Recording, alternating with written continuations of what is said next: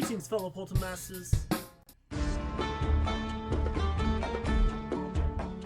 Greetings, fellow Poltermasters. I'm Rowsell. Once again, time to crash guns with another marathon video here on the channel. Happy New Year to everybody out there. Hope you guys are already off to a great start of 2024. I know I am, and I'm excited to bring you another marathon video here. Something for you to get you through the little hard times while I take my little break leading up to when I finally officially return. But yeah, as of right now, I'm going to give you a marathon. And the marathon I just did not too long ago with the top 5s went over pretty well. A lot of people were interested in it, and I decided to go back into it. Now this time, we're going to do an every ranked one. Yes, we're going to be doing 10 every ranked videos all back to back. There's going to be a little difference with this one. I know with the top 5s I used to pop up in between each video to do a little thing. This time we're going to do it a little bit different, just because the first 6 videos are all part of a thing, and then I'm going to go from there. So this time we're going to be talking about levels. So in my every ranked, I did rank all 6 levels. I ranked the expansion pack, I did SuperChargers tracks, I also did, and then I'm also going to be doing the, the Swap Force bonus levels, and we're also going to talk about Doom Raider fights. So that's what we're going to be talking about in this marathon right now. However, there's going to be a very special one for the end because it's going to be a fixed version. If you guys did not know, in my expansion pack ranked, I somehow forgot number 15. Don't know how I forgot that, but today you're going to see the updated version, but not yet. It'll be a little bit later.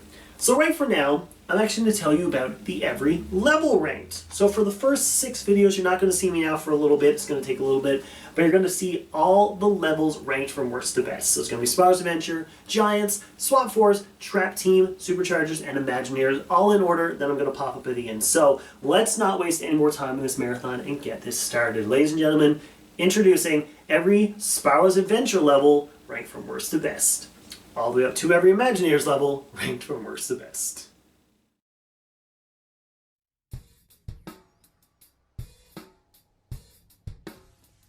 Greetings, fellow Poltermasters.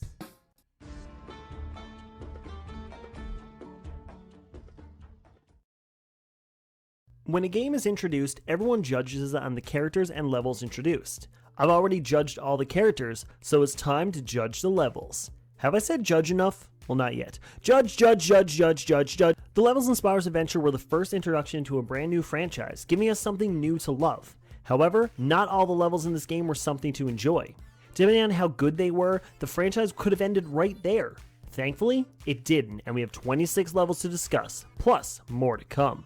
But for now, as always, I'm Rowsell of Crash the Skylands, and this is every Spyro's Adventure level ranked from worst to best. But I totally didn't forget to film this little intro part that I normally do. I mean, totally didn't. But as always, this list is my personal opinion, and there's going to be 5 more episodes of these level series coming out after this in due time. These kids are yelling outside. Children, I disagree with what you're saying. They're crying now because of it. Good. Because that'll what happen when you disagree with me on the channel. Just kidding. We actually respect each other's opinions here, so if you're not a fan of what I'm saying, that's perfectly fine. As long as you're respectful to me and respectful to everybody else in the comments, then you are more than welcome to hang out on this channel and say and do whatever you want. So, we're going to waste no time, hop right into the video, and get started on the 26 levels in the game that started a franchise. If it wasn't for them, this channel wouldn't even exist. What the heck would I be filming right now? Probably something sad. Like this intro. Let's get started.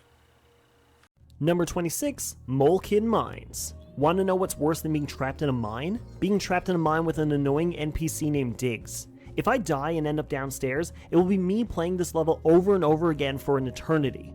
Thankfully, this level is short, so the pain ends quick. Number 25, Lava Lakes Railway. This level would have been number 26, but you ditch Diggs towards the end. The level redeemed itself a bit, thankfully with the fire element battle at the end, but it still doesn't make it for the fact Diggs is there most of the time.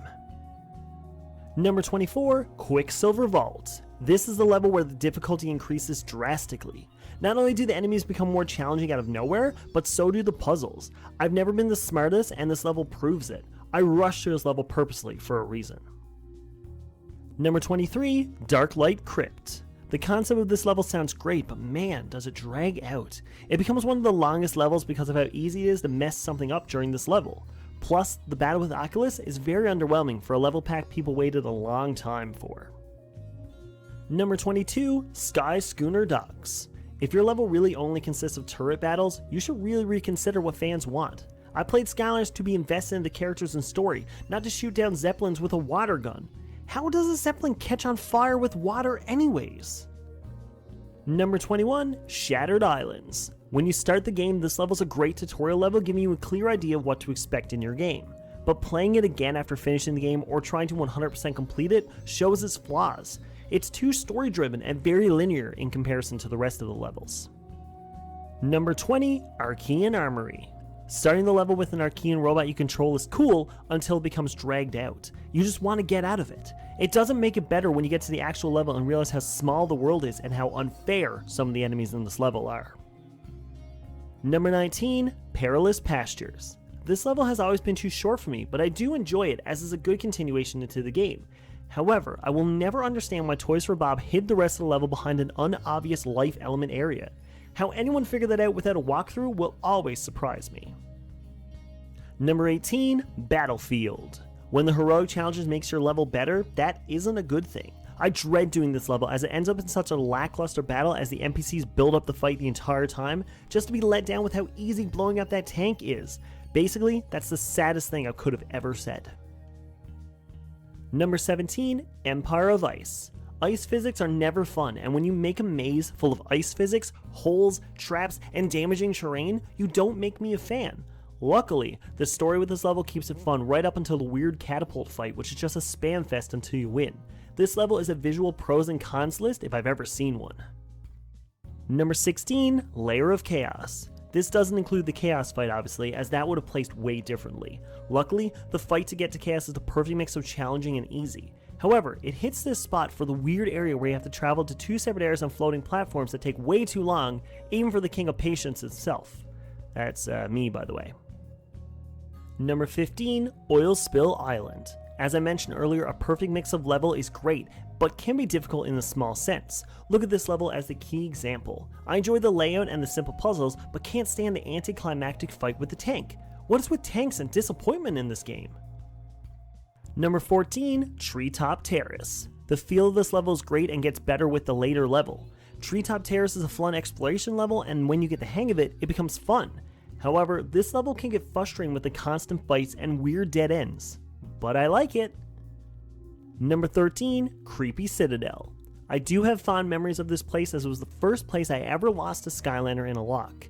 But looking at this level as a whole, it's great for exploring and finding loads of treasure. That's kind of it though. The finale with the Chaos mini fight, however, adds the cherry on the top. Number 12, Stone Town. Stone Town feels like two levels in one, as you start on the outskirts of town leading into a castle and then into a shattered Skylands, finishing with a very interesting boss battle. Throughout the levels of this game thus far, the element fights were lackluster until this one, even though the fight wasn't perfect. Number 11, Darkwater Cove. You are probably wondering why this one is so high. Are you forgetting how much I like exploring a level? This level has so many different teleporters and alternate routes that will keep you playing for a nice while, making you want to go back for another round.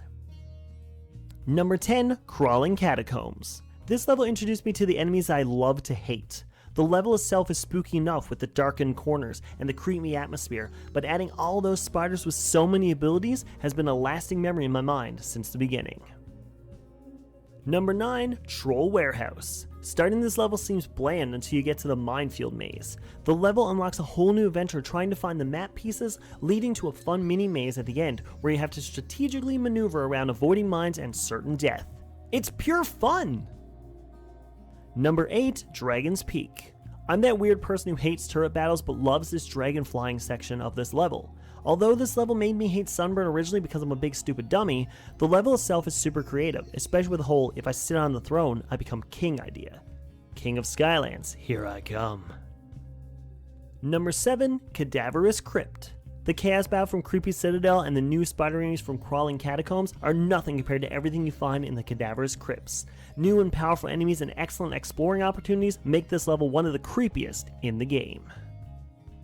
Number 6, Goo Factory.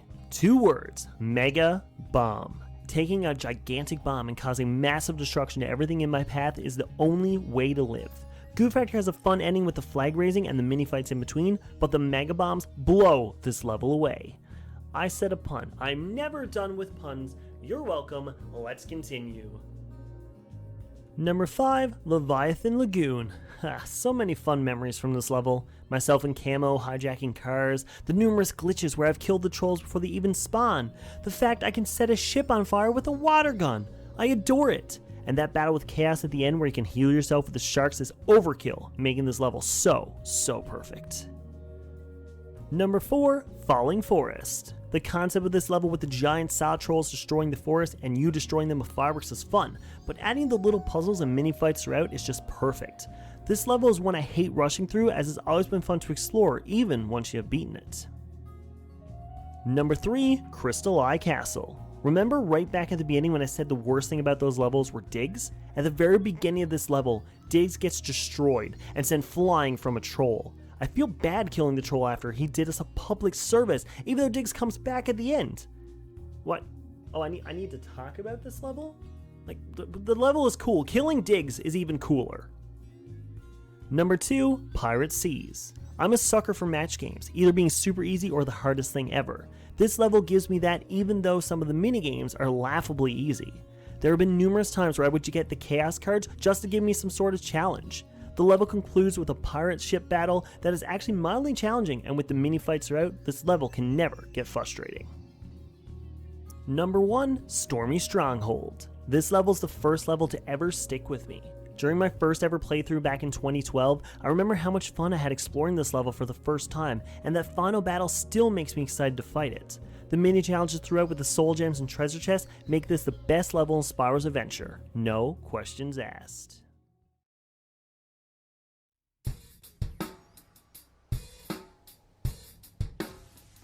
Greetings, fellow Poltermasters.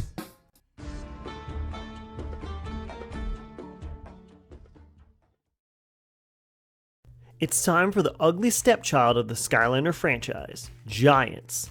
Yeah, I've made it very clear how much I dislike Giants, as I felt like it could have been a DLC to the original game, as some of the levels are uninspired, but not all of them. Some of the levels go down in Skylanders history as some of the most unique and fun in the franchise. Too bad, as it still isn't my favorite game. But as always, I'm Crash Rowsell of Crash the Skylands, and this is every Giants level ranked from worst to best. But, hi, it's me, Crash Rowsell of Crash the Skylands. Just talked literally a couple seconds ago. You may be new to this channel because it's been a very long time since I did one of these videos, and I apologize in advance. But the biggest thing about these videos is that they are opinions. Now, I may have already bashed Giants right from the beginning of this video all the way up till now, and I'm sorry for that. But everyone's entitled to their own opinions, and that's what this video is all about. So you watching right now, if you disagree with what I say, that's perfectly fine. You're allowed to have your own opinions, and you can leave them in the comments below. But you gotta be respectful. Because here on the Crash the Skylanders channel, you give what you get. So if you're disrespectful to me, I'll be disrespectful back, and same goes with that. But if you leave a nice comment, I might say something nice back, or someone else will say in the comments. So please be respectful, and enjoy as much as you can in this life, because life is great. Life is also a decent cereal too. Let's hop back into the video and get us started. Number 16, Aerial Attack. Who on the Skylanders team thought this level was a good idea? It's needlessly hard and one of the worst levels to explore anything with very pointless turret sections. This level is the one level on any playthrough I dread playing. This level is also one of my least favorite levels in the entire series. Number 15, Junkyard Isles. This level suffers from its lack of replay value. One of the only levels you can easily 100% in your first run of the game, it makes you not want to come back to play it again, even if it's for the nostalgia factor. The random Looney Tunes Easter egg does make this level a bit better, but still not worth a second run. Number 14, Molekin Mountain. Remember in the Spyro's Adventure list when I kept ripping apart Diggs and his mole friends? Yeah, this is basically his hometown. I can't imagine anything worse than exploring this level. Well, the previous two entries, but the weird puzzles and odd enemy fights make this level one of the worst. Number 13, Bringing Order to Chaos. The same thing with the final level of Spyro's Adventure happens with this level. The lead up to Chaos's fight is a weird exploration leading up to an even weirder boss fight. Even with leaving the Chaos boss fight out of this ranking, the level is still lackluster, especially for the final boss crawl. Number 12, Glacier Gully. Ice mechanics, man, ice mechanics. I don't know who in their right mind enjoys these kinds of levels. On top of the fact that this level is oddly short for being smack dab in the middle of the game and introducing such a likable villain in Noodles, this level just surprised me with how bland it is. Plus, ice mechanics always make things worse. Number 11, Lost City of Arcus. Mentioning earlier about how levels get oddly harder, this level always is the definition of that. When a game does a sharp level increase, it always hits me hard as I can't stand that kind of thing. The level has some great content in it when you're not thrown into random enemy fights, which is strangely a lot in this level. Number 10, Time of the Giants. This level is similar to Junkyard Isle as you can complete it in your first run, but it has a more open range to explore the entire thing. The hidden areas behind seemingly linear paths always got me, especially in my first playthrough. The want to go back and play this level again doesn't make it drawn out or overstaying its welcome. Number 9, Secret Vaults of Secrets. Looking past the long and drawn out Archean robot sections, which aren't as bad as all compared to other things in this game, the pathways leading you to the door opening sections are challenging but not too difficult, making each section mostly fun and wanting you to see the next part. The only bad part of this level is when your best ghost robot friend dies. I'll never get over that. Number 8, Chaos's Castle. As a sucker for exploring, this level feeds into my curiosity. The numerous wide areas to explore every piece of said area makes this level a great adventure for the curious. I love at the end when the two doors show you two different areas you have to explore to unlock them, giving you the power of choice, which then leads to a great arena battle with Chaos's minions. This level has some flaws, but it's one you have to sink some time into. Number 7, Willikin Village. For most people, this level creeps them out. For me, it does the exact opposite. The mechanic to awake and then sleep all the Wilkins, changing the towns and areas they are, make this level so unique compared to the others on this list. The other reason this isn't higher is the odd way they make you explore. The level is massive only because of the numerous buildings you enter accidentally stumbling into, or following a guide online so you don't miss one thing. Also, it debuts the Chompy Mage. Did I forget to mention that? Number 6, Auto Gyro Adventure. It's weird how I dislike autopilot levels in any game, but when I get to Auto Gyro Adventure, my opinion changes. Numerous people will claim how hard this level is because of the random stops you have to take to get to every single item in the level, but for me, it gives me more reason to go back and enjoy that awesome Archean chopper you can fly. Toys for Bob should have made this a mobile app. I would have been addicted. Number 5, Cutthroat Carnival. The many side stories of this level makes this level one of my favorites, even with the random Callie moments where she randomly interrupts you and gets in your way. The side story with Blobbers and you abandoning him, and how Flynn owes all the pirates a lot of money. The level is a good continuation into Giants and gives you ample opportunity to use both Giants and Cores to explore every part of this level. Plus, it gets referenced in Lost Imaginite Mines. How cool is that? Number 4, Troll Home Security. This one will split the viewers. I've had so many people talk about how difficult and confusing this level is, but I'm in the opposite boat. This level pushes exploration and challenging moments throughout, even with the lackluster final fight, even though it can get challenging on a higher difficulty. Most people dread this level on a normal playthrough, but as you all know, I'm not even close to a normal person. Number 3, Rumble Town. If you don't like this level, well, you're wrong! Introducing us to one of the most likable and lovable characters throughout the game, not Ermit, I mean Brock. This level gives us a taste of what's to come. The first arena fight gives you a heads up on what's going to happen, especially with that super difficult Brock fight. If you haven't caught on, it isn't. Number 2, Drill X's Big Rig. I don't even need to explain why this level is so good if you played it. The linear yet ample exploration opportunities mixed in with that creative enemies, and of course that final sing-along fight with Drill X will always go down in history as one of the greatest ones in Skylands, if not the best one. The first time you play this level, you'll immediately want to go again, just for the sing-along. Number 1, The Oracle. This level goes down in history for two big things. First, how it's a level of choice, where you can choose one path or the other, making it either super easy or crazy difficult. This level makes you think, should I have chosen the other path? Because it's a different playthrough every single time. Plus, whatever Skylander you have, the Oracle itself says its name. There hasn't been anything in Skylanders before or after that could even match the pure awe factor of the game knowing what Skylander you had on the portal. That's why every other level on this list doesn't stand a candle to the Oracle.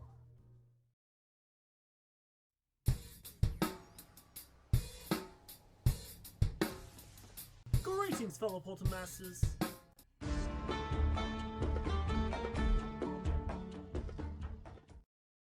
Let's discuss Fate. During my time when Swap Force was released, I was working at Walmart, meaning I basically got first dibs on all the new figures that came out. The good thing about all this was the fact that I get to try all these figures in one of the best level-packed games in the franchise. Swap Force has 19 levels, including their boss fights, that gave everyone a great time finding their new favorite Skylander. Admit it, your favorite Skylander is from this game. Plus, your favorite level too. But for now, as always, I'm Crash Rowsell, Crash the Skylands, and this is every Swap Force level ranked from worst to best. But I know you're sick and tired of this little intro. People have mentioned it, saying, Crash, you don't need to sit down and tell us that your opinion is your opinion, and you're allowed to be entitled to your opinions, but if you disagree, just be nice about it because I'll be nice to you back. I don't need to say that. I do. Because every single episode, I still get that. Because if you guys didn't know, opinions come everywhere. And everybody has different opinions on things. And I can tell you for a fact that every single time I post one of these new videos, so many people state their opinion. State how wrong I am. But as long as they're respectful, well, I'll allow it. And I bet you the one time that I don't do this intro, someone's gonna be really mean in the comments. And I don't like mean comments because that unleashes a side of me I don't want to see. It unleashes my evilized version. But anyways, before I continue on rambling here and just going off on the start, just remember, have your own opinion, just be nice about it. Let's get into it. This is going to be a fun one, just saying. Number 19, Mudwater Hollow. Now, I enjoy every level in Swap Force minus this one. I do like Snagglescale's stories for the first time, but coming back to this level and doing that extremely long river tubing section and the fishing sections draw this level out so much. Having this level almost start off the game is a bold move, as some people would have been thrown off with this level from the start. Number 18, Twisty Tunnels. This level is compared easily to the previous level as it is dragged out way longer than it should. They introduced a new golem that makes the game weirdly harder, as it can just set you in one place and you can't really do anything about it. The Fire River's attacks are so sporadic that you can't predict where it'll go next, which gets worse, but better in this boss fight, but we will get to that much later. Number 17, Winter Keep. Another dragged out level with a weird turret section thrown in for good measure, this level is oddly placed, as the level before it is alright, and the level after it is fantastic, but more on them later. This level has its perks alright with the puzzles and exploration areas, but it gets worn out fast. Every time I get to this level on a lock, there is a reason I try to rush through it. Number 16, Sheepwreck Island. This game may have introduced us to Walmart Bash, but get ready for Walmart Chompy Mage with the Sheep Mage. I enjoy most of this level, but the final battle is one of the worst in the series. It's so funny how in a game with phenomenal boss battles that are the most memorable in the game, that the devs dropped the ball so hard with this one. I, however, love Finn as a sheep. He's so vulnerable as one of those little babies. Number 15, Chaos's Fortress. Compared to every other level that leads to the final Chaos battle, this one fits the bill. While it has fun mechanics like being disguised as a sheep and the awesome enemy battle towards the end, the rest of the level lacks with its odd exploration areas and the borderline annoying yet quirky NPC and Softpaw. You think after 2 games the devs would make the final stretch memorable, and just not one NPC. Number 14, Boney Islands. As mentioned earlier, this level may not be perfect, but it has elements that should have been fed into Winter Keep. The level is linear enough not to be boring, and the turret sections are split, even though there shouldn't be any at all. The random off-track part of the level does throw this off a bit, but not a horrible amount, as it adds a fun exploration area to the level. Plus, the added laser eye dinosaurs always get a +1 for me. Number 13, Mount Cloudbreak. For an opening level, Mount Cloudbreak does it right. It gives you a great tutorial of what to expect in the game with the new jumping mechanic and the swap zones, but after your first few playthroughs of it, it isn't one you want to go back to, as the other levels give you more. As far as introductory levels go, this one is by far the best one from the original 3. Number 12, Iron Jaw Gulch. The whole concept of this level is one of my favorites, since every level from every other game feels like the same copy and paste area, while this level has so much more. The 3 different areas you explore after 3 great mini battles featuring so many different enemies makes this level enjoyable. However, the issue here is that the level has weird dead ends and the dragged out parts in between. The level could have been perfect, and a later level shows that. Number 11, Cascade Glade. For a follow-up level to the tutorial level, we have a good one here. It doesn't have anything crazy about it, but that's what makes it enjoyable. It's a level that you want to come back to just because it doesn't have anything dragged out and just has good battles and good exploration opportunities no matter what kind of Skylander player you are. If a game is judged on the first half, Swap Force is fine. Number 11, Motherly Mayhem. The first boss fight on our list, Chaos's mom, no, I won't call her Chaos Sandra because that's her academy name, is a decent fight, although you never actually fight her. I do like the fighting all the enemies, including the big fight with the Bubba Greaves, but I wish you actually fought her instead of using a cheap tactic to put her in a mirror. This level is still a lot more fun than the previous levels, but not the best when it comes to boss fights. Number 19, Rampant Ruins. When a level is remembered for one of the best quotes in the game, it could be a bad thing, but in this case, it's the exact opposite. The whole adventure to activating the Stone Monkey is fun with the fight areas and puzzles, and the exploration in this level can get confusing, but after a few runs through it, you'll expect everything. Although, nobody expects the Stone Monkey. I had to say, I just had to, it's a must. Number 8, Mesmerelda's Show. Even though this level will get the biggest copyright strikes through YouTube, even if you sing the music yourself while the game audio is on mute, the boss fight with Mesmerelda is one of the most fun and challenging, but so rewarding after you hit the final blow. Playing this level when not recording is a blast, and you can turn your volume on bust and sing along, especially with the ending. If you need a hand trying to beat this level without getting hit, try with Flameslinger. It works every time. Number 7, Serpent's Peak. Continuing on the boss fight discussion, Fire Viper may have no friends, but he does have a great boss fight. The challenge of not getting hit even if you already beat it adds to the fun of this fight, and the final crawl after he swallows you whole is one of my favorite moments, not to be confused with an entry further on. Defeating the Fire Viper during any of my runs has always been so satisfying, since he goes back to just having no friends and not being angry. Number 6, Frostfest Mountains. The lead up to Mesmerelda is the best part, as you can meet some of the most likable and relatable characters in the game with the Yetis. The little games you play in their towns are so much fun, even on a second playthrough, and the trek you make to get to Mesmerelda has tricks and traps throughout with great enemy placements. Every part of this level has something people either like or hate, but I like it all, and my opinion is the correct one. Number 5, Tower of Time. It may not be my favorite level pack, but the Tower of Time has some of the best puzzles and platforming elements of the entire franchise. The mix of freezing time to either stop enemies or platforms so you can continue through the level is something I was blown away with. The time spell punks ruining your fun throughout give you a bit of a challenge, and fighting Captain Cluck at the end is just the cherry on top. This is a must-have level pack for any Skylander fan. Number 4, Phantasm Forest. This level might go down in history as the longest level in any Skylander game. Even if you're speeding through with a super fast Skylander, Phantasm Forest is nothing to blaze through. The multiple paths you can take to get from one area and the numerous enemy fights throughout are fun, mixing in the firefighter treemen and helping save their village and the ancient tree spirit at the same time. Plus, the end fight with Chaos threw a bunch of people off thinking that was the end, which it wasn't, but we will talk about that later.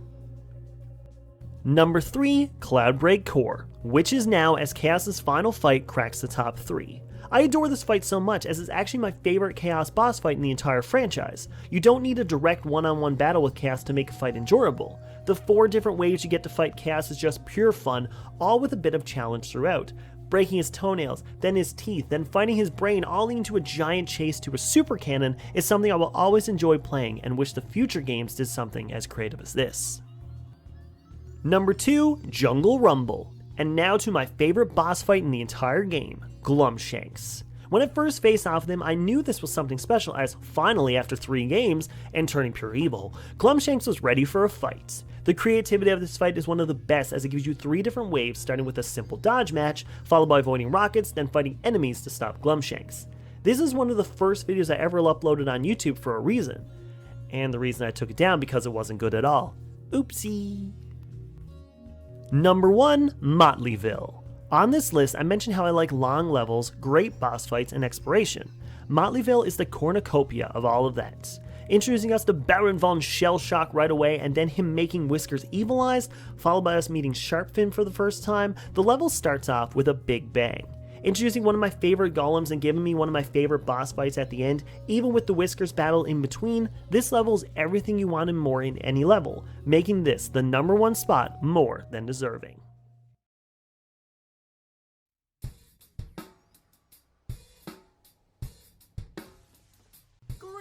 teleporter masters.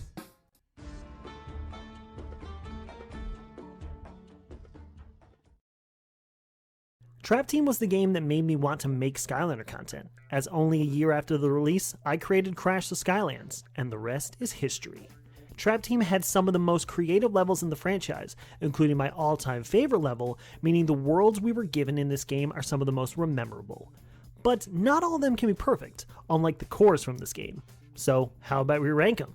As always, I'm Crash Rowsell of Crash the Skylands, and this is every Trap Team level ranked from worst to best. But this is my personal list, which means that I can say what I want, and you guys can't say anything about it. Let's get back, no. You actually can. Wild concept, if you think about it.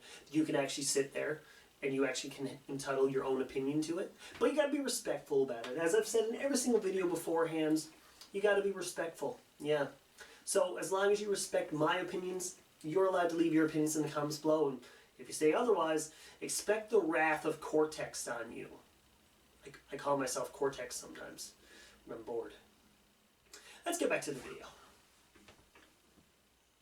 Number 22, Secret Sewers of Supreme Stink. When the only redeeming quality to your level is the final part, that can't be good. Even worse is that the final fight is made weirdly complicated with those eye monsters leaving slime trails to literally trap you in corners, since most of the time you can't clear them with a jump. The NPCs in this level are very accurate to the general public in 2020, however. Number 22, Monster Marsh. If you saw my least favorite NPCs video, then you'll know I can't stand Hedwig. Imagine a level where he follows you the entire time, which includes a very odd swamp section with an even creepier Persephone. The only reason that this isn't in the 22nd spot is because the final fight is better than the previous entry, but that doesn't mean it's good. Number 20, Know-It-All Island. It seems like Skylanders has a habit of falling off the wagon a bit for the second level of a game. The first time playing Know-It-All Island is fine, learning about the Doom Raiders and their past, but after the third or fourth time, I see myself actively avoiding them and trying to get through the level as fast as I can. The level is very linear compared to many others on this list to come. Number 19, Mystic Mill. An oddly short level that only gets some enjoyment from exploring the housing in the area, Mystic Mill just seems odd how it doesn't feel like an actual level with a point. I've always said to myself, oh right, Mystic Mill, I forgot about this one, numerous times as it's so bland in the grand scheme of this game. Even the final battle with Frankenstein doesn't make this better, but at least it's kinda tough. Number 18, Midnight Museum. For introducing a brand new element to the franchise, I will always feel like they dropped the ball when it came to this level. It felt like this was a darkened version of the Lair of the Golden Queen with the floating eyes and the layout. They could have easily made a brand new level with a unique layout, but panicked and went with what they know. Luckily, Nightshade is such a likable villain, it doesn't completely ruin the level. Number 17, the Ultimate Weapon. As I mentioned in previous rankings, the crawl to chaos can either be perfect, like in Swap Force, or horrible, like in Giants or Spyro's Adventure. This time, I agree with my latter statement, as this level is so drawn out, leading you to, in my opinion, the worst chaos boss fight in the franchise. If you're gonna make a horrible boss fight, at least make the lead up to him enjoyable. Luckily, the puzzles throughout this level doesn't give it the worst rating. Number 16, Sunscraper Spire. Again, introducing a new element to a franchise should be brought in with such an amazing level. Although this level is streets ahead of the Midnight Museum, it isn't the best, but the whole storyline of how you're working with Luminous disguised as Mags the whole time is something that legit surprised me. This level was an interesting way to show off a new element, although it had a few misses. Number 15, Lair of the Golden Queen. There's another reason why Midnight Museum was placed where it was, as I can't really stand the level it seems inspired by. However, I do prefer the original over the copycat. The biggest redeeming quality of this level is that final awesome battle with Golden Queen, where you actually get excited once you hit that final blow and make that big descent down the stairs to finish her off. She is pretty difficult though, so heads up. Number 14, Willikin Workshop. The Willikin Workshop level is fun, for a solid 5 minutes, until you see the massive enemy spawns right at the start. Luckily, after the first bit of the level gets a lot better, leading to a great fight with Dr. Crankcase after. The middle part of this level is my favorite part, as I enjoy the platforming and mini fights thrown throughout, as it's way more enjoyable than the opening section. Number 13, Nightmare Express. Okay, let's just all agree that having Flynn narrate a story makes a level so much more enjoyable. The Nightmare Express by itself is great for exploring, and the Troll Mega Tank makes all other tanks in Skylanders look laughable. Yeah, I'm looking at you, tank from the battlefield in Spyro's Adventure. Just getting a taste of what goes through Flynn's mind, if only for a little while, is just enough to make me enjoy this level fully. Number 12, Golden Desert. For some reason, I've always liked coming to this level. I think it's that Bone Chompy fight that gets me, as every single time I fought him, something different has happened that either made it hilarious, depressing, or confusing. And to see all three of those reactions, check out that episode of the Mini-Lock. The final fight in the arena with Graveclobber is terrifying the first time around, but so creative on how you have to beat it. This is probably my favorite arena battle in the game. Number 11, Rainfish Riviera. Just like the previous entry, I see myself always playing this level as I don't know why, but I enjoy it from start to finish. But looking at it without my rose-colored glasses on, I can see minor flaws, like the sluggish crane game and the weird Brawlers battle. But dropping Mags into the water like 40 times will always be fun no matter what, even though she complains the entire time.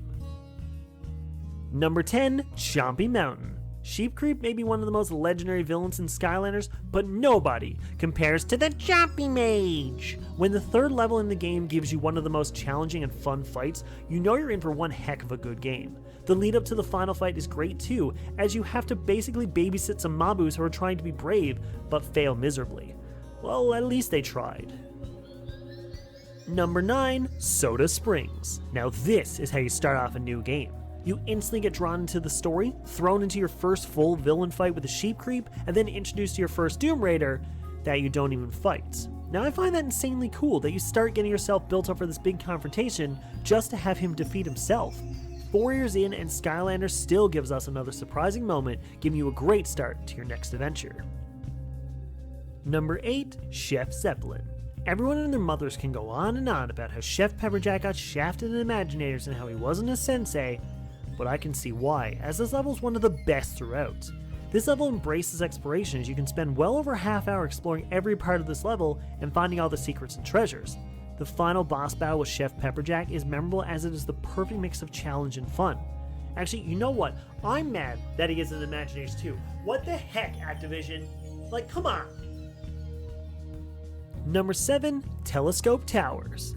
Now, for my personal opinion, as I don't get why the developers would put Bad Juju in the air villain spot in Imaginators when Dreamcatcher is right there. Telescope Towers proves how great she is, as the entire level is this great puzzle and leads to a great hood sickle fight, then into Dreamcatcher's final fight. This level also gave me Pinata, so technically it should be number 1, but I have morals, I guess. Number 6, Time Town. 2 words, Da Vinci. Even though this level just suddenly ends, the entire lead up to the end is fantastic. The minigame involving the pipes and music is probably my favorite in the franchise, and the true exploration aspect of this level makes my ADHD go on fire. It took me 3 attempts to find one of the villains in my Trapmaster lock, and I enjoyed every second of it. That's a sign of a good level. Number 5, Mirror of Mystery. Doing an entire 180 on the entire history of Skylands is crazy to think about, let alone do it for real. When you join this level and get greeted by Glumshanks and a very happy Chaos, you know you're in for an adventure. Fighting an evil Flynn and Persephone and attacking Mabus as villains just feels wrong, but you have to do it. Giving this level an open mindset when playing it makes the whole experience so much better. Number 4, Sky High Lands. People will call me out right away, saying how much I dislike turret fights, yet this level is here. Hear me out. Turret fights are fine if used correctly. This level uses them correctly. The opening dogfight is challenging but fun, leading to a climb to the top, getting into Skystone's battles with Giant Hawkmungus, and fighting numerous enemies throughout. Even the mini turret fights here aren't annoying, as you knew you were getting into these fights coming into the level, unlike other levels where I can't stand them. Number 3, The Future of Skylands. The Wolfgang fight is almost impossible to do without losing a Skylander or taking massive amounts of damage, but leading up to this fight is the best part. Seeing future versions of your favorite NPCs and enemies is something unforgettable, and makes you want to take your time and explore the level. Even the weird trap area with those electric orbs isn't even frustrating, as you can stand in a certain corner and move slightly to the left to avoid them all the time. Did you not know that? Oh, well, you're welcome then. Number 2, Phoenix Sanctuary. Remember number 12 where I said that it's my favorite arena battle of the game? Yeah, I may have lied, as the first and best arena battle happens in this level alone. The lead up to this level is great too, as you get to fight villains like Shredknot and Chill Bill, legendary villains in their own right, also while doing fun puzzles throughout. Seeing Chef Pepperjack for the first time also gives you a warning into what you're going to be getting yourself into during the next level, but this level is one I always find myself wanting to come back to. Number 1, Operation Troll Rocket Steel. This level is the best level in the entire franchise. And I lied again, as this arena fight is my favorite because it has 3 waves of great battles with an annoying yet enjoyable villain lying in wait. The crawl to get to the arena battle is full of side missions, great fights throughout, and even secret areas containing villain fights.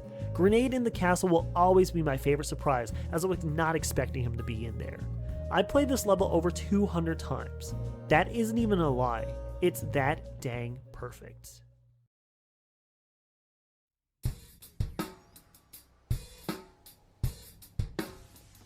Greetings, fellow Poltermasters.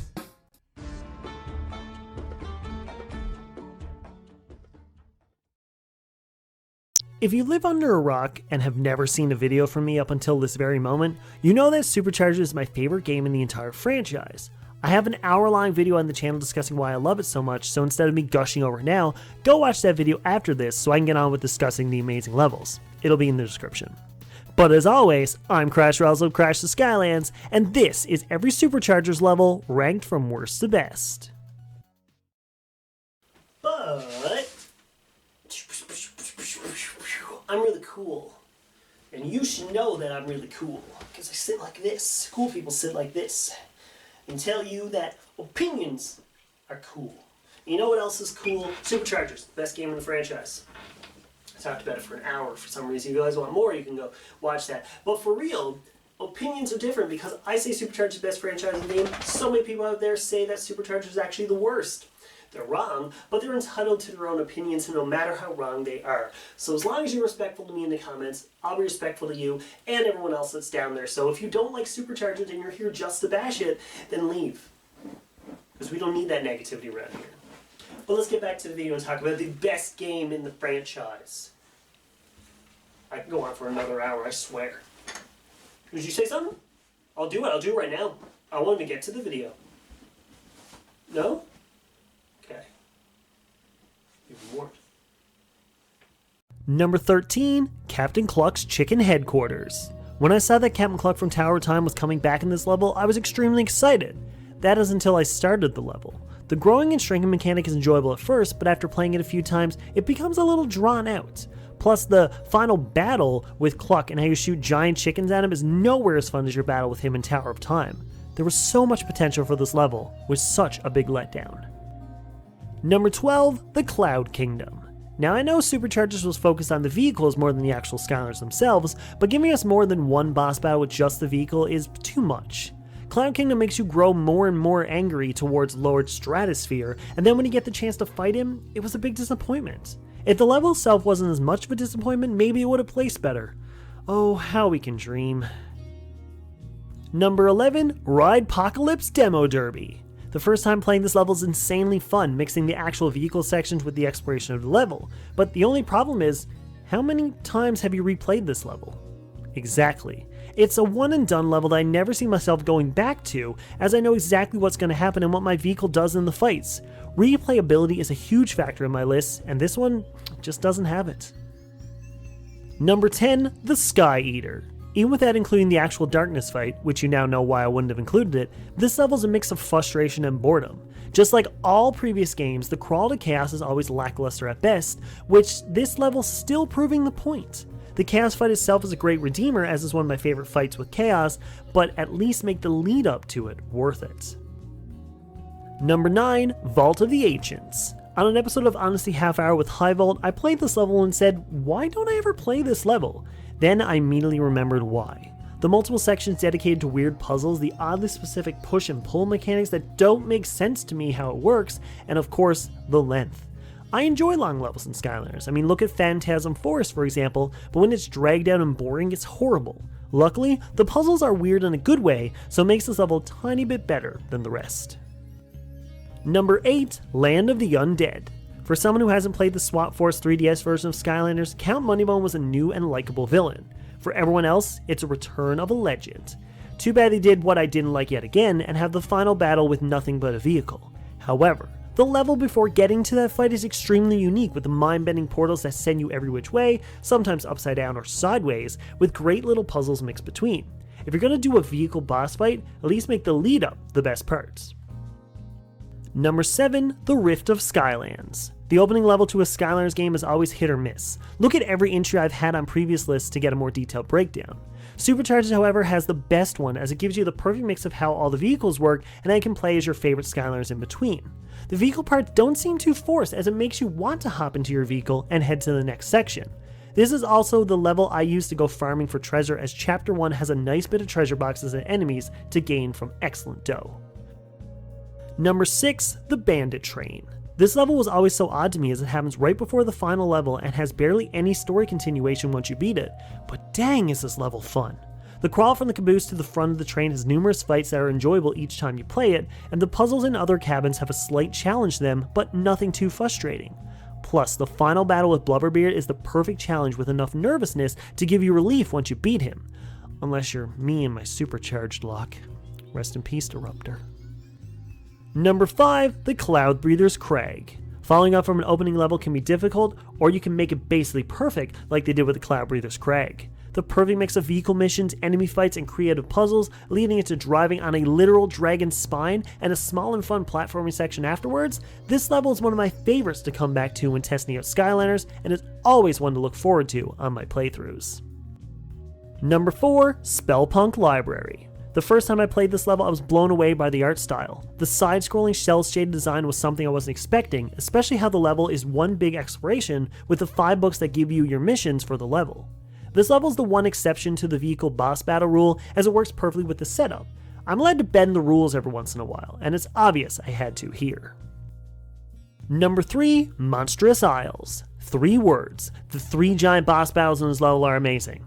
The Terror Shark battle has throwbacks to a battle with Whiskers and Swap Force, making it super memorable. The battle with the Beachcomber has creative but minorly challenging moments. But when you get to the Thunder Tao fight, it all becomes an all-out slugfest, where you go one-on-one with one of my favorite fights in the franchise. The driving sections are spread evenly apart to not be annoying, and I forgot to mention, you become a literal giant! Not those lame ones from the second game, the actual cool ones. Oh, oops, sorry Eyebrow and T-Rex. Oops. Number 2, Battle Brawl Island. When I see myself coming back to a level in every single SuperChargers Honesty Half Hour episode, you know you did something right, as the Battle Brawl Island is perhaps one of the best levels in the franchise history. Imagine the arena battles from any game mixed with Baden von Shellshock's commentary, numerous potion power-ups, and ample opportunities to level up your Skylander to level 20 super easily.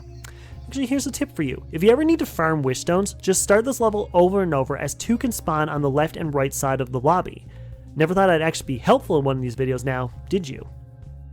Number 1, Gadfly Glades. Remember in the Oracle when he mentions your Skylander by name? Or when Hugo says either trigger Spyro or Gil during the opening level of Spyro's adventure? Seeing the Skylander you're playing as behind Flynn during the cutscene gives you that same emotion. The level itself shrinks you down, which is ironic because 2 levels later you become massive. You end up having to race the Collector to save Pomfrey, one of the most fun you'll have in this game. This level is the ultimate fan service, as the Collector lists off all kinds of Skylander variants from the last 5 games, making you relate to her instantly.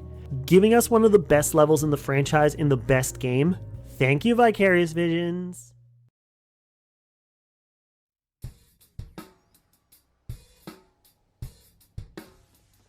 Greetings, fellow Poltermasters.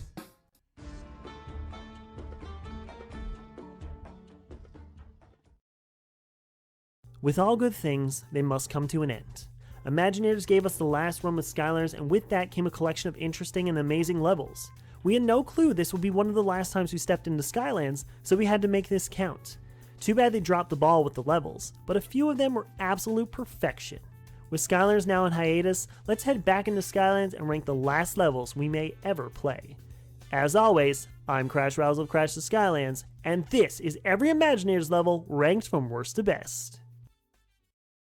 But this is the last one, so we got a very special message. Come here. Come here, Boo. Come here. Come here. Every one of you who says anything bad has to say it to Maggie. And you know you can't do that. You can't say anything bad to the moo. Yeah, she's going to be sitting right here reading every comment individually because it's an opinion they have to get through the dog. And the dog's eyes are different than human eyes. So, you guys know now that if you have an opinion, you got to be respectful in the comments because Maggie will bite you. She will. She's so aggressive. She's not aggressive. I'm not just saying that. Regardless, if you want to leave your opinions, you are more than welcome to. But remember, you got to leave them in respectfully because you got a sweet little girl reading them in the comments now, and you got to be nice. Everyone leave some nice comments for Maggie. Mwah. She's a good girl. And let's get back to the video. Do you want to do the first one? You can't speak English. Here's the name. Number 15, Griffin Park Observatory. I don't mind going back to a level to complete everything, but when you make it as confusing as Griffin Park Observatory, you can keep that idea elsewhere. There is no way you can complete this level 100% without using a guide, as there's no real linear path to take, meaning I dread ever playing this level. Thank Eon it's optional to the main story. Number 14, Abandoned Amusement Park. Imagine doing all those cake missions and finding out the level attached to those dumb things is just as bad as the mission itself. That is the reality when entering the abandoned amusement park. When the only good part of this level is saying how broken and bad the park itself is, that's not a good sign. Someone call the health department for my mental well-being. Number 13, Fizzland. The concept of Fizzland is great, being able to switch between worlds to help or hinder you or your enemies, but that's the issue. A majority of the time you're trying to figure out which is the good part for yourself. Having to switch literally 3 times for one of the first puzzles is a headache and not a good start to the level. Even the Doomlander fight at the end couldn't even save this. Number 12, Sky Fortress. Being a linear level isn't always a good thing, and it is proven here with Sky Fortress. The level itself is too basic compared to every other level in the game up to that point, and it's way too long for its own right. The weird Wrecking Ball minigame in the middle of the level is always a throw-off for me, especially if you want to get all the trophies. Exploration of this level barely exists, which extremely bums me out. Number 11, Shellmont Shores. This level felt like the devs needed another level and threw this together last minute. There's so many things all over the place, random enemy fights, grind challenges, and a random blobbers encounter. This level has so much of everything, which too much of something can be a bad thing. Although the level can be enjoyable, for me this is too much and it feels like a last minute addition. Number 10, The Lair of Chaos. As a running trend in all of the Skylander games, the final crawl to chaos is never as good as the fight itself. The creativity of the game show challenge is fun, but if you play the level for a second time, you realize the fun factor is gone, and you just want to get to the lackluster fight. This level has so much potential, but floundered at the last minute, just like all the other Chaos levels. Number 9, Cradle of Creation. When it comes to opening levels, the Cradle of Creation does it right. Not too many ways to go off the beaten path, decent starter enemy fights, and a good selection of puzzles are a great way to get people into the game. However, after you played Imaginators for a while, this level is extremely boring and obviously a hand-holding tutorial. Replaying this level can be a drag. If only we could turn back time. Number 8, Dragon Temple. Remember in the Oracle and Giants when you had the option of choice? Well, it's back in Dragon Temple, but it isn't better than ever. Although I do enjoy the fire and ice parts, the brains versus brawn falls off where you can easily breeze through a playthrough just by doing the brain part, which after a few regular playthroughs, it's insanely easy. The bridge puzzles can get confusing for 100% completion, but I can't deny the creativity. I also won't talk about the flying section at the end, that would take me days. Number 7, Scholarville. I've heard people discuss this level like crazy, all the good and all the bad, which I see clearly both sides. The level gets created with the Doomlander fight happening right in the middle of the level, and the clearly off-beaten paths give you ample room for exploring. However, the weird mini-boss fight with the sewer monster at the end makes this level odd. I know it's meant to defend the Helm of Ultimate Wisdom, but it just feels so out of place as you don't fight anything like this up to this point, and even after. Good level though. Number 6, Enchanted Elven Forest. All I want in a Skylanders level is a fun exploration event, where things happen that don't cause anger or confusion. Enchanted Elven Forest is the perfect level for someone who wants that. The story involved is kind of bland, but the journey to get to the final boss battle with an evil tree is worth it. I love that honors exploring and curiosity. Enchanted Elven Forest is a ton of fun. However, it can't be perfect, as I find the Grandmaster a bit annoying, which is coming from me, the king of being annoying.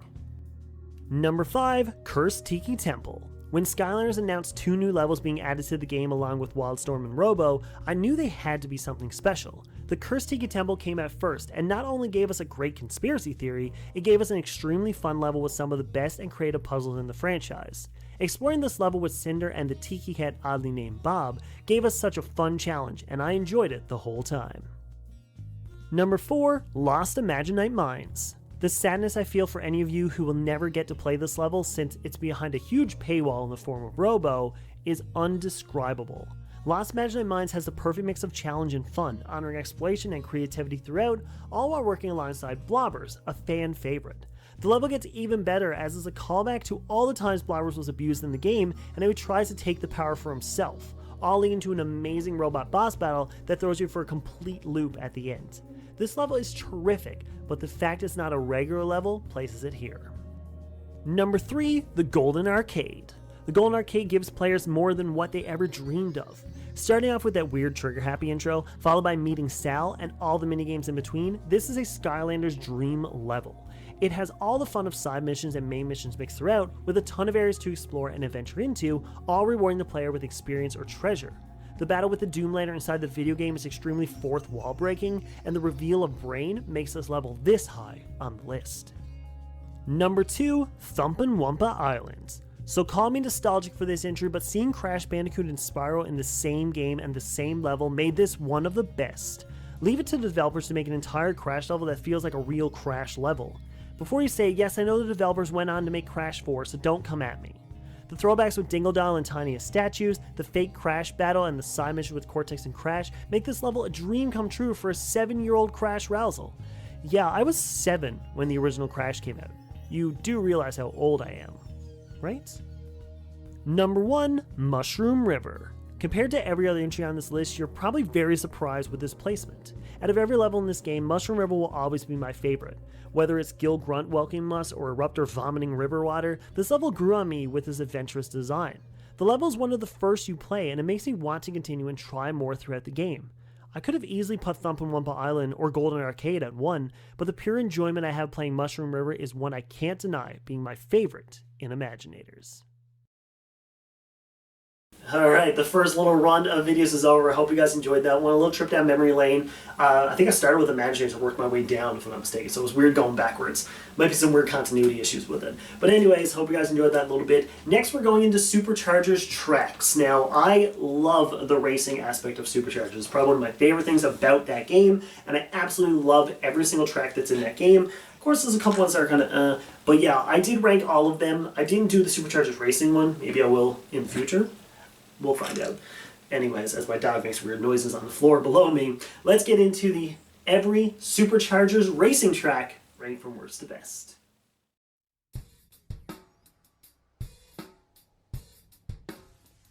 Greetings, fellow Poltermasters.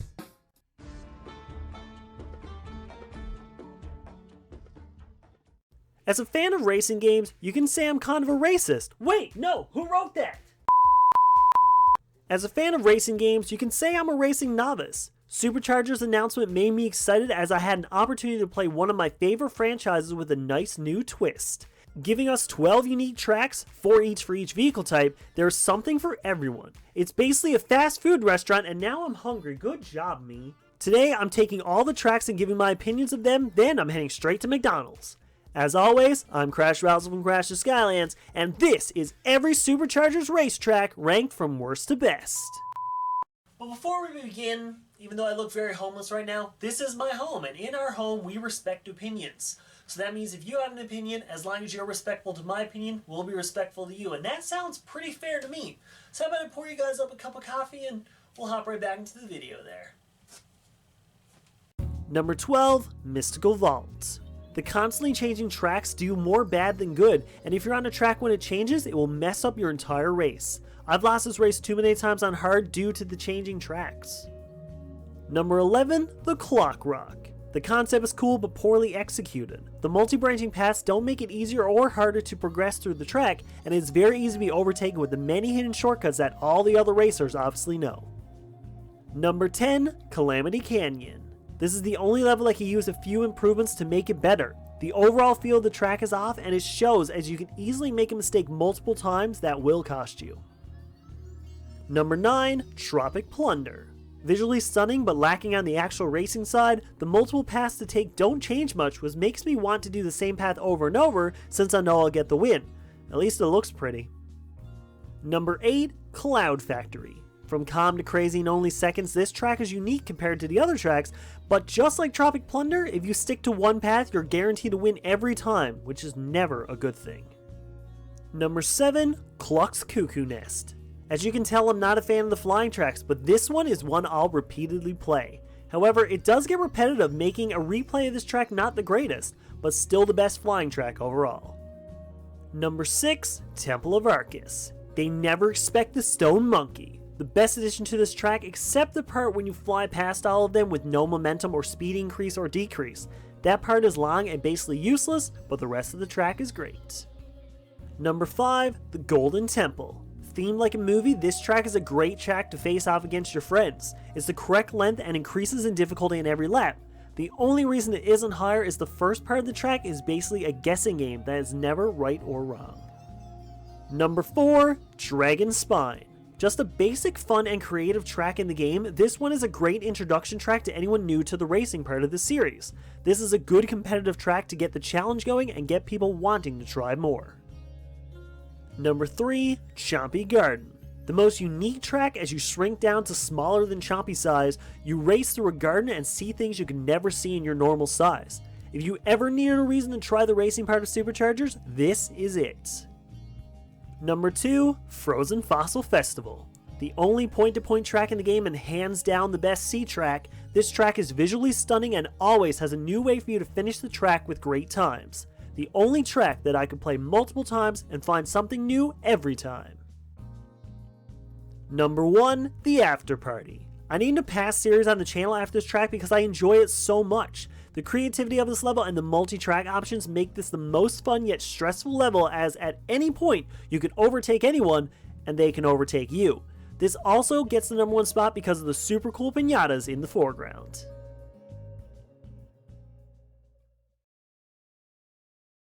Alright, we're through that one. Let's head back to Swap Force. Let's talk about all the bonus missions. I love playing some of the bonus missions. Some of these are some of my favorite things to do. Every time I needed to record a clip for for Swap Force, for some reason I always wanted to go back and do those bonus missions. And Chompy Challenge is the easiest way, if you need to be able to defeat certain Skylanders with certain, or enemies with certain moves, it's Chompy Challenge. Or if you want to tear through levels as fast as you can, it's Chompy Challenge, 100%.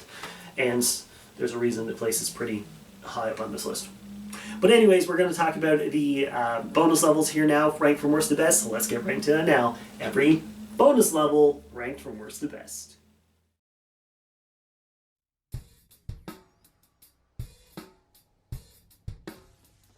Greetings, fellow Poltermasters.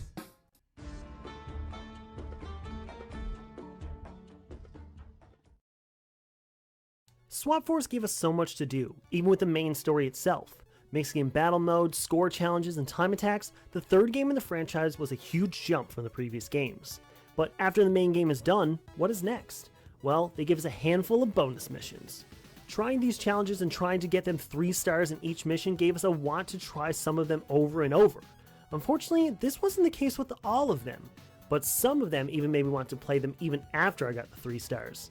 But which ones were that? Let's find out. As always, I'm Crash Rowsell of Crash the Skylands, and this is every Swap Force bonus mission ranked from worst to best. But this is my personal opinion, and bonus missions, there's so many of them, and I know there's a lot of you ones that you guys enjoy. I remember when I did my one-day only Swapper tournament, so many people were excited about certain ones I was going to be playing, certain ones they weren't, and they were just like, oh, I hate this one. But the thing is, it's an opinion. And for me, there's certain ones I love playing more than others. My number one's probably going to surprise you, unless you're in the live stream I told you. But some of them are great, and some of them are horrible. And that's my opinion, and you should be okay with that. You should be okay that I have an opinion on things. Because if I didn't, the world would be a sad place. Imagine if everybody agreed on everything. I mean, it'd be kind of nice, but not really, though. Regardless, though, enjoy the video. Let's get back into it. Be respectful in comments. I'll be respectful back. You've seen this before. I've done this intro like 70 8 times, roughly. I feel like I've done it 78 times. Anyways, let's get back into it. Number 20, Frigid Fights. You know in every game when you have to do one of those escort missions? This is literally the entire premise of Frigid Fright. It doesn't help that you can only collect the same colored ghosts at the same time as they don't get along for some reason. So after you find one ghost, even though there's a ghost right beside it of a different color, you have to travel all the way back to the beginning to drop it off to come right back again. This mission I dread more than hearing Rufus talk every time I go back to Woodboro. Number 19, Magic Cells. In concept, this mission could have a lot going for it with the maze idea not touching the sides, but in execution, there's a lot of missed opportunities. While the maze aspect is fine, the random enemy fights thrown in make the level a weird challenge that shouldn't be one to begin with. It's super easy during those fights to be knocked into a red cell, giving you a score reduction and making the 3-star task harder and harder. It's almost like they're trying to make you replay this level over and over. Wait a minute. Number 18, Golem Invasion. While I like fighting golems, this one is dragged out. I feel like I dread heading into the next fight as I know it's going to take a while. I've attempted this one numerous times trying to get the perfect score or time, using a bunch of different Skylanders each time, until I finally beat it and realized I never have to play it again. That was my favorite moment, realizing this mission is finally finished. For someone who enjoys the combat of Skylanders, this one really stretched it out. Number 17, Ghost Traps. Now, don't get me wrong, I like throwing bombs as much as the next dude, but to make a level this lackluster with the concept of freeing ghosts is mind-blowing. The puzzles involved make this level even worse, as most of the time, I'm trying to get from point A to point B and find a ghost along the way. I think this is the first level I actually dreaded playing, even just seeing what it was about. That's some lame foreshadowing, if I do say so myself. Number 16, Egg Royale. The objective from the start is enough to throw you off. The fact that I can find an egg, but then a tiny bit of damage makes me lose it, and send it right back to where you found it. The only reason this isn't in the 20th spot is because the egg goes back to the same spot. Imagine if it took you forever to find an egg, and then you got it and you actually hurt yourself on a cactus on the way back, losing the egg in the process. It's a horrible thought, but thankfully, they did the right thing and made the mission just plain boring. Number 15, Frozen Delight. That one person watching this video who loves the laser crystal puzzles in Swap Force? Why? While some of the puzzles are super easy and straightforward, most of the time they take forever to line up correctly and half of them are diagonal, so when you think it's right, it's wrong. This mission makes that even crazier, mixing in enemies to face along the way, meaning if you try to rush this level, you'll basically can't because you have to fight enemies to not lose your multiplier. This level has potential, but not for the right reasons. Number 14, Fishy Fishing. Similar to the Ghost Traps bonus mission, Fishy Fishing is just a brighter option with less challenging fights in between. The fact you have to defeat the enemies half the time before you can even use the bombs given to you is the worst part. It's only 5 harpoons, but it feels like forever to get through it. You get a little over 11 minutes at the start, and you might say to yourself, oh, 11 minutes to destroy harpoons, that's weird. But you're going to need it, as it takes forever to get through this mission. While some levels in Swap Force are better longer, this one will be better shorter. Number 13, Sleepy Turtles. Now I love slide puzzles, but similar to the Frozen Delight, the puzzles just aren't right and very dragged out. It's wild how some of the missions are super short and take minutes to beat, while this level takes ages for a simple puzzle challenge. I know the later missions are longer for a reason, as they are the last ones, but they could have easily made this shorter, but still as fun. If it was just a little bit shorter and not as clustered with enemies, this level could have easily made it to the top 5. Number 12, Plants vs. Cakes. Now compared to the previous entry, this level has the sprinklings of what I like from Sleepy Turtles, but gave me more room to explore and didn't feel like a challenge. The fact you can use the gobble pods to take out enemies too, along with the cake, makes this mission way more fun and something I wanted to utilize throughout. There isn't anything super challenging about this mission, nor is it super memorable because of it either. It's one of those missions where I can see myself playing but not going out of my way to play either. Number 11, Sweet Blizzard. I like simple missions, hence everything else after this point. Sweet Blizzard is just that. Go and stop the ice machines by beating enemies or navigating through the level like normal. There isn't anything complicated or challenging about it, which is why it gets the spot on the list. Even though it's simple like a few other missions on this list, it's too simple and forgettable. I actually forgot that this mission existed until I started making this list. Isn't that just sad, though? Number 10, Chompy Sauce. Now we're getting to the good stuff. Every level I mention from here on out are levels I want to play repeatedly, but there has to be one that isn't perfect, and it's this one right here. Chompy Sauce had potential to be one of the best, but the fact you have to travel around the area in a weird direction throws it off. Now, it does give you the power of choice, but there is really only one path to take to give yourself a decent score overall. This level just needs a little bit more direction to master, but once you play it enough, you'll get the hang of it. Number 9, Cursed Statues. When I want a challenge, I boot up Cursed Statues. This level knew exactly what it wanted and gave it to us. However, this challenge has a couple flaws that doesn't place it lower on the list. There are simple ways to mess up a run, where a Greeble might fall down a ledge and mess up your time, or you think you destroyed the statue and the base is left. It's very minor flaws, but for someone who wants to brawl and move on as fast as possible, these flaws can eat up a playthrough fast. What? You know me by now. My logic mostly doesn't make sense. Number 8, Serpent Attack. So I may have to eat my words when it comes to Fire Viper having no friends, as the sand monster is a thing during this mission. The mini challenge involved of having to keep the snake asleep while you fight gives me a mix of Fire Viper and Mesmeralda, minus the YouTube copyright destroying the video's monetization. It's like a taste of boss battles but in a light format, nothing too challenging and makes you want to try to get a better score each time. The only flaw? Very easy to get hit and get stuck on things. And you know my history of getting stuck again! Number 7, Royal Gems. Now this is where you call me a hypocrite for saying how the missions are drawn out or the random battles thrown without. This mission is very different, as you know exactly what you're getting into and it's worth the length. Traveling this mission gives you an adventure and actually feels like a main level challenge where you get to collect pieces to get into a giant gate. When a mission gives you a main story feel, then they got it right. Hey, Cake Mission and Imaginators, take some advice from this game that's 3 years older than you! Number 6, Thief on the Run. This is where the missions get perfect. Thief on the Run is a collectathon where you want to keep going and keep trying to get better scores. It's a very simple concept. Grab all the presents that the Greebles drop in the quickest time possible. Playing this mission with a collection of different Skylanders always warrants different challenges. Try this challenge with a sluggish yet powerful Skylander or a very fast Skylander who isn't as strong. It can make your runs completely different but still leave you surprised with the results. Number 5, Fruit Fight. Want an extremely easy way to do the Fruit Frontier Ship quest? Well, look away from this level because it doesn't count. However, this level does give you one of the most fun and a bonus mission you can get. Not only does it show you every fruit you can find in the game, but there's no way you can die in this level with the abundance of fruit you get throughout. Using the Greebles' weapons to their own demise is fun too, as you have to keep the targets going correctly to hit certain crates to destroy them and get the fruit inside. Imagine though, if the Skylander team made this level not omitted from the quest. It would probably be number 1. Number 4, Master Chef. If you don't like this level, then you're an idiot sandwich. This level is a light version of any level that leads to a boss fight, as you fight your way through puzzles and low-level minions to get to the main boss, the Master Greeble Chef, who is actually a bit more challenging than he should be. This makes for a fun boss fight you didn't truly expect in that regard, and makes the challenge to get to him worth it. This is another mission that feels like an actual level in Swap Force that could have been a portion of the main level, leading to a more challenging boss fight. Imagine having a mini boss battle with Master Chef, then facing Chef Pepperjack. I know it's the wrong game, that's why I said imagine it, you jerks. Number 3, Undercover Greebles. Who doesn't love a bit of mystery? Undercover Greebles send you on a mission to find Greebles hiding among the sheep. It's like an actual fun version of Among Us. That game is still relevant now, right?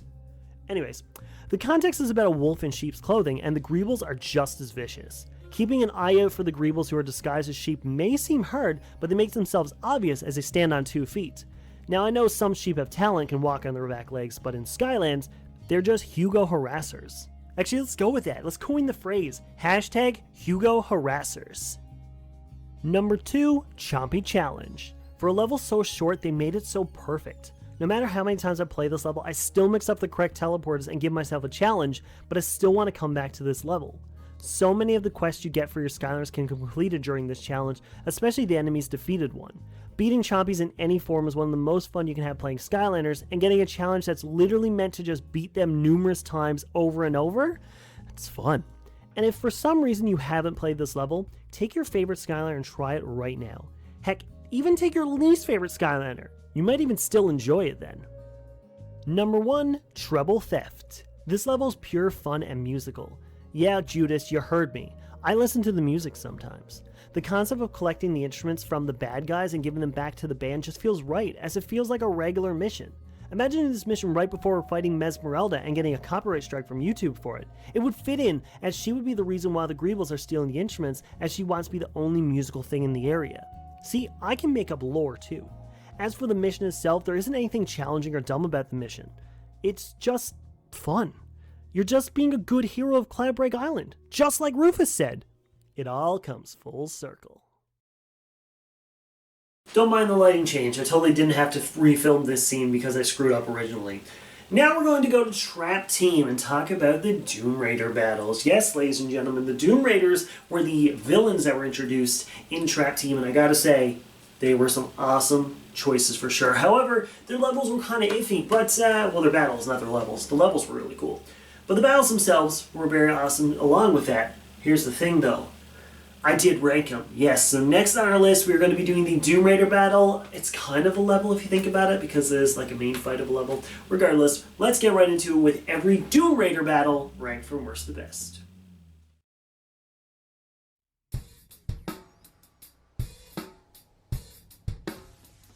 Greetings, fellow Poltermasters.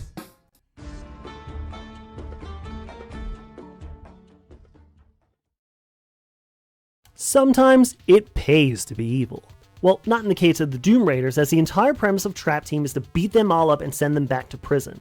It's kind of a funny concept that you're basically their warden and forcing them back into their cell after a night of roughhousing. Just like in real prison, some of the Doom Raiders put up a good fight while others kind of flounder. But overall, some fights are good and some are just plain bad. So let's take another law job and start judging them. As always, I'm Crash Rowsell of Crash the Skylands, and this is every Doom Raider fight ranked from worst to best. But before you start leaving your comments saying how Chef Pepperjack and Dreamcatcher were robbed in Imaginators, which I agree, they were. Chef Pepperjack would have been an amazing fire sensei, even though I do love Taekwondo Pro. Just remember to be respectful. There's certain people out there who are going to disagree with the fact that Chef Pepperjack should have been Imaginators and some who shouldn't. I mean, they're wrong, but I'm allowed to say that because I'm going to be respectful of that. I understand that they don't think they deserve that, but we're not talking about that. We're talking about the battles themselves, and certain battles are not as great as the others. I mean, there's one battle that doesn't even actually be a battle, and for some reason people love that one. Maybe I should do a video on all the villain fights, but Sheep Crew would be number one. See, that'd be biased, see? People out there are going to disagree with that too. So just understand that I'm going to do my best here and that I have opinions. And if you don't like what I say, you are allowed to say it in the comments below as long as you're respectful. That's us, what we do here on the channel. We are nice little people and we always give out cookies. Like to your browser. You don't get physical cookies. Sorry, I'm blind. Anyways, let's get back to the video. Let's talk about Doom Raider battles. And you remember that time that I beat Chef Pepperjack with just Sprocket? You should go watch that. It was on a live stream. Oh, it's brilliant. So many people were so mad. I was not. Anyways, let's get back to it. Number 10, the Gulper. This isn't even a fight, so due to technicality, it shouldn't even be on this list. But I had to keep it fair and rank them all, no matter if there was even a fight at all. Although I enjoy the platforming leading to Gulper's demise, it would have been a million times better to actually fight him, since only moments before you had the amazing fight with Sheep Creep. A minor letdown kicks off our list. Number 9, Chaos. For anyone who knows me, I cannot stand this fight with Chaos. It's needlessly hard for no reason, even on a normal difficulty, and has no right to be this challenging. Of course, you're all just going to say I'm bad at the game, to which you're not wrong, but I'm also not the only one in this boat. With the previous 3 games, the Chaos boss fights were creative and a bit challenging, but this fight completely changed that. I didn't even feel happy after beating the first time, and God forbid when I had to do it on Nightmare mode. Cue the, I beat him first try, and I didn't even lose a Skylander comments. No one cares. No one cares. Number 8, Nightshade. In execution, the Dark level pack has its pros, and when we first meet Nightshade, I was pleasantly surprised. A weirdly likable villain that reminds you of Flynn with his charisma and charm makes you excited to face off against him in the end. Too bad that's the only compliment I can give it. I understand that it gets tired at the end and you can just beat him easy, but the whole fight isn't even fun. It's just trying to find him running in a circle and hitting him a few times just to be able to beat him easy at the end. Why even try? Just wait for him to be tired. Very disappointing, to say the least. Number 7, Dreamcatcher. I knew a fight with Dreamcatcher would be interesting, but lackluster isn't the word I was looking for. The first time I met Dreamcatcher and did the battle arena fight, it made me excited to head to her world to face her. Weirdly, it was an odd moment when I found out I had to wake sleeping Mabus, then hit her a few times just to wake Mabus again, rinse and repeat. A fight with Dreamcatcher had so much potential to be something big and bold, mixing reality with the dreamland, but sadly, we got a lackluster fight instead. Number 6, Luminous. Now, many people can claim this fight could be bland since it's the same thing over and over, but however, I disagree. Although the fight does have a repetitive feel to it, it gets progressively harder, but not hard enough to make you angry, and having the perspective change towards the end throws you for a curveball you didn't expect. I'm also giving it bonus points for the entire swerve we get as Megs was luminous all along. And I know that has nothing to do with the fight, but not many of us believed it right away, and it did catch us off guard the first time. Don't look at me like that, this is my list! Number 5, Dr. Crankcase. The pure challenge mixed with fun of this fight makes this the perfect spot for it. Adding the extra enemies to fight makes the challenge of actually fighting Crankcase something you have to actually plan and strategize when you attack and when to run. This fight comes at the right time also, as you just started helping Chaos fight back against the Doom Raiders. It also works great once Crankcase has realized that Wolfgang is out for himself and Crankcase is all alone, making you feel bad for him as you finish him off. With this big mix of feelings, I actually feel good trapping him afterwards and making him good. I felt like it's my civic duty. Number 4, Golden Queen. As you approach the final battle with Golden Queen, you are blissfully unaware that this isn't the final battle, as Chaos is shortly after. Which makes this fight with Golden Queen a grand battle, as there are 3 different waves to fight her. Fighting her as regular-sized Golden Queen feels like a classic challenge, but after you beat her, she grows mega-sized and the battle gets even crazier. Little did you know again that she decides to crawl after you, forcing you to run away from her with no idea how you're going to beat her finally, until the very end when gravity gets the best of her. For a final fight, the Golden Queen fight is something I'm always excited, yet stressed, to play. Number 3, Chompy Mage. Before that one person comments about how easy the fight can be with the Skylander that flies, let's try to look past that and see the fight for what it truly is. An amazing first real boss fight. Having Chompy Mage give you the first real challenge only 3 levels in makes this fight more surprising. Learning his patterns and studying where he'll land when he'll attack is something you don't expect this early in the game, even if you have a way to cheese it super easy. If I had to put the weird glitches or exploits on the list to affect ratings, Trap Team would never even have lists. This game is broken, y'all. Number 2, Wolfgang. This fight is the hardest fight in the game for the Doom Raiders, if you don't include Chaos. I don't care what any of you say. I don't care that someone is bound to put in the comments that they beat him easy on Nightmare Mode with just Trailblazer on level 1. No, this fight is difficult. However, I always look forward to this fight. This fight is known as the Lock Killer, as I always lose multiple Skylanders to this fight on hard or higher. Still doesn't mean I never look forward to this fight and the laser light show involved. Watching Wolfgang just attack from each way and trying to figure out how and what he will do next is a thrill. There's a reason he's Skyland's resident rockstar. Even in defeat, he goes out in style. Number 1, Chef Pepperjack. It is an injustice that Skylanders gave us one of the best boss fights in the entire franchise just to have Chef Pepperjack ripped away from us in Imaginators. As one of the most likable and unique characters in the game, you build up to his boss fight excited to see what you're in for. And what you're in for is one of the coolest boss fights, mixing straight attacks to environmentally damaging moments, and the fact you have to avoid exploding T-bones, all while attacking Chef Pepperjack. This fight is the chef's kiss of boss battles in Trap Team. You really think I was going to let a video go without using a pun? That's why I saved the best for last. And we are down to the last video in the marathon. This is the every expansion pack level ranked from worst to best. So this is one of my newest ones, only released it back in, I think, of October of last year. And you guys were easy to call me out saying I missed number 15, which was Griffin Park Observatory. Oops. So I don't know what happened in the editing of that. It's even funny because I set up the video, then I watch it back and go, oh, it's perfect. How did I miss number 15? I guess I just blocked out Griffin Park Observatory in the back of my mind and went, I don't need that anymore.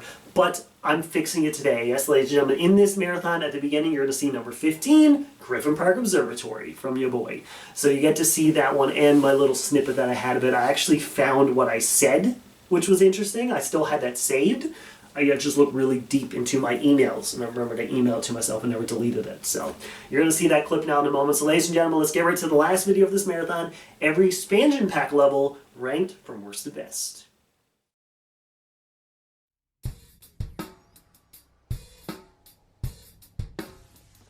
Greetings, fellow Poltermasters.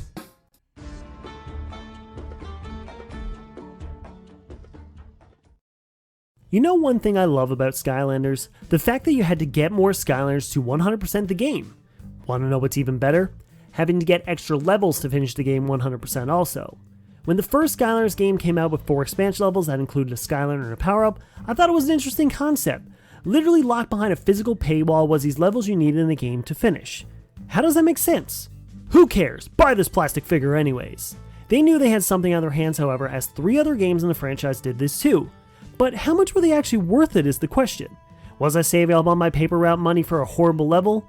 Well, today, I'll tell you what to actually buy, or just spend your money on Fortnite V-Bucks. You know you'll use that more anyways. But, as always, I'm Crash Rowsell of Crash the Skylands, and this is every expansion pack ranked from worst to best.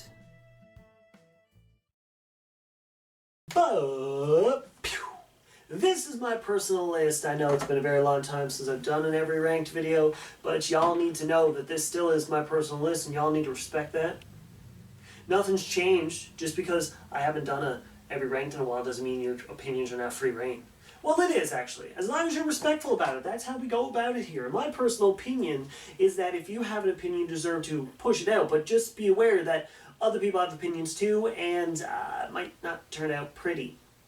So be forewarned. If you say a very hot take, people might not like that, but I do. So let's get right into the video. It's been a long time coming, but let's rank all the expansion pack levels. I don't want to start it, but I gotta talk about a bad one first, I guess. Number 15, Griffin Park Observatory. I don't know why the Skylanders team made this level the way it is. They could have easily had a level where they honor exploration, which I adore, but make it not at all the headache Griffin Park Observatory is. There isn't a single person who played through this level for the first time and found everything, especially all the hidden areas that you need to find to complete the level.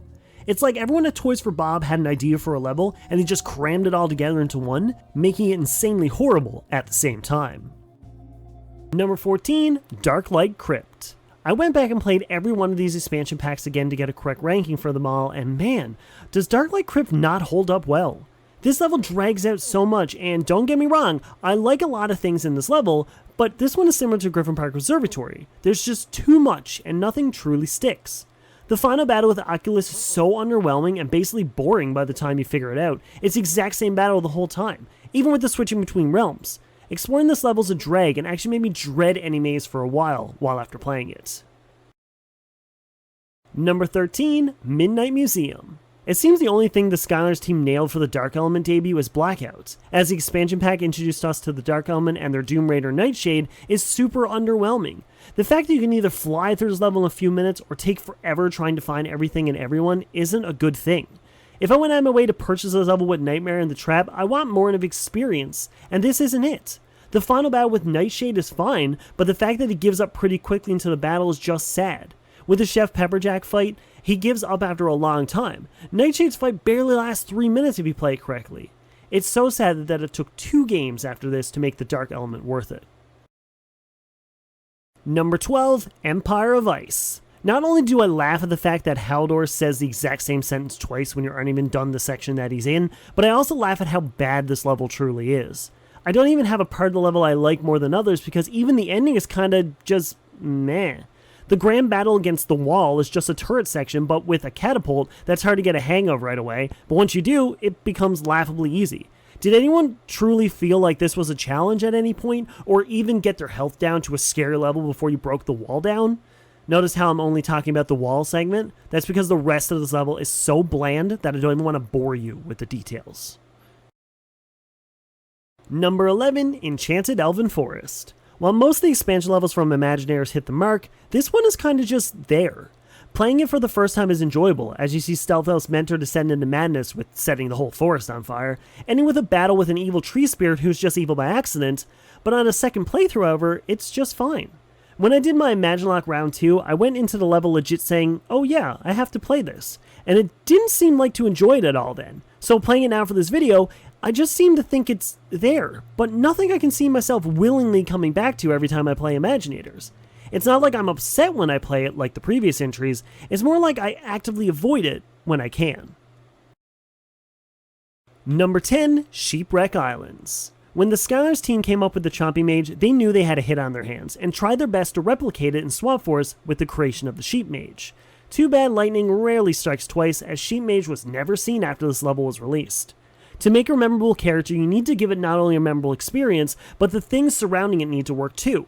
The Shipwreck Islands are a fine level, but when the only thing you remember from this level is the giant burping sheep, which is the Sheep Rage, don't forget, and the fact that it came with wind-up, that's not a good sign. The level is enjoyable and I don't mind playing it, but it isn't one I see myself coming back to as much. Number 9, Sunscraper Spire. I'll be honest, the only reason this isn't closely tied to the Midnight Museum is the fact that the swerve that Megs as Luminous and the final battle with Luminous are generally surprising and fun. While the level itself isn't the best to play, the ending always catches people off guard and makes the level itself stand out. With that being said, I can't just judge an entire level with an ending, so after playing through it again and actually judging the level part along with the boss battle, it's not bad, but it's not great either. Right in the middle of the list is the safest bet for it, as it's a level I recommend, but it isn't something I'd tell you to 100% go buy its light expansion pack for over $100 online just to play this level. If you get the chance to play it, do it. You won't be disappointed, even though I spoiled the big reveal literally in the first sentence. Oopsie! Number 8, Dragon's Peak. Not only did this pack give us Sunburn and Sparks the Dragonfly, they gave us an overall fun level with an interesting storyline. This isn't just saving Skylands. This is defending the honor of dragons and dragonkind alike. When Vathic takes over the throne, it's up to you to fight his minions to force him to dethrone and let Flavis take the throne, which, looking at it, is the weirdest way to make a leader ever. It's literally just musical chairs. While this level is an actual story involved that is enjoyable and makes you feel good by the end of it, the level has two big flaws for me. The flying segments and that part with the flames. You know the one. The one where I killed Sunburn to make him my least favorite Skylander and then accidentally did it again in his Honestly Half Hour episode.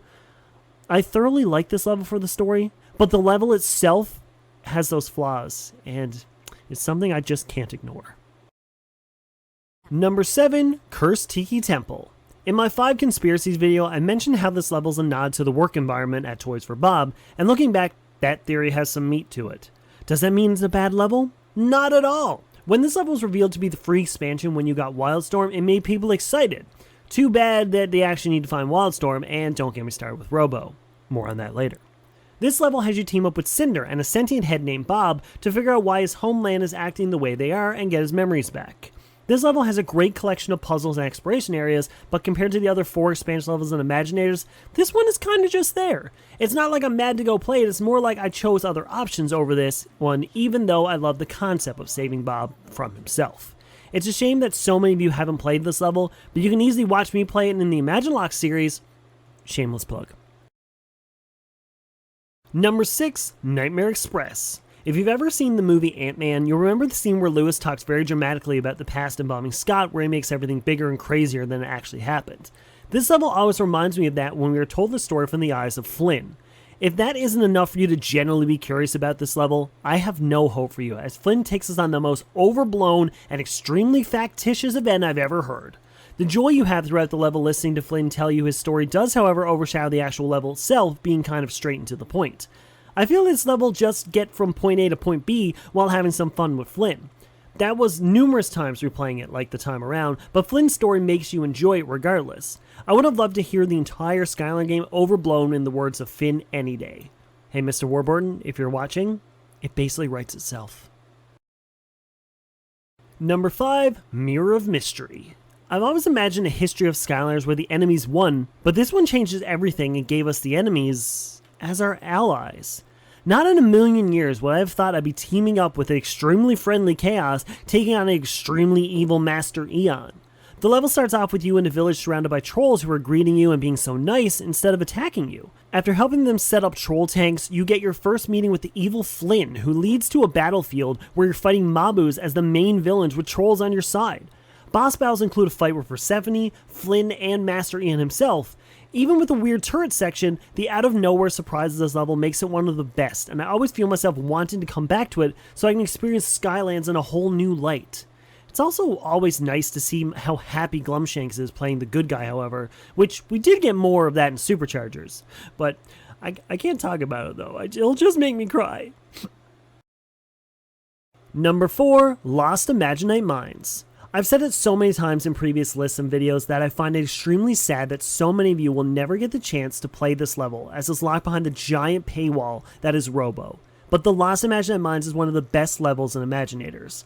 Well, not as good as 1 as you can tell by this list so far, but nostalgia glasses aside, this level is a very unique story and the layout of the level is placed perfectly. The starting story where you meet up with Blobbers and he runs you through all the trauma we've put him through, most of them by accident, he tries to take all the power for himself just to show he's Blobbers and gets blasted all the way back to his unlucky life.